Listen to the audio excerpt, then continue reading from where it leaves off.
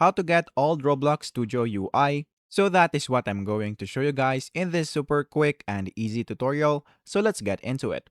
So the first thing that we need to do right here is to open our browser. And then once we are now on our browser, all you have to do is to go into this website. So don't worry, this link will be in the description box. So all you have to do is to go down below there and then click the link, which will redirect you right here. Now, once you are here, just scroll down until you see this downloads. So you will see downloads right there. So you have two options, which is the exe file or the zip file.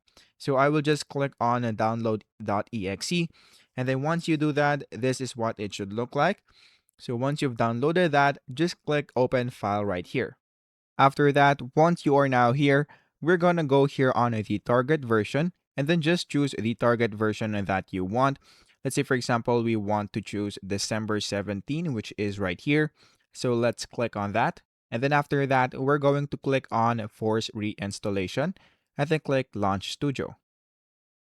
After that, what we are going to do is to just close this Roblox Studio right here and then just open this once again. After that, what we are going to do is to click on Edit Fast Flags.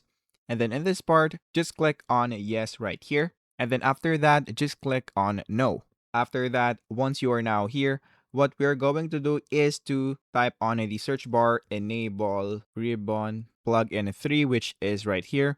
So what we are going to do next, once you see it, is to click on that and then click on Override Selected. And then after that, for the value, we're going to turn this into a false. And then after that, we're going to close this.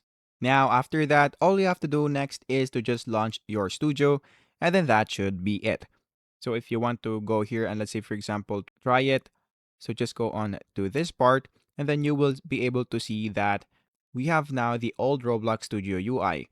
So that is basically it. That is how easy it is. That is how to get old Roblox Studio UI.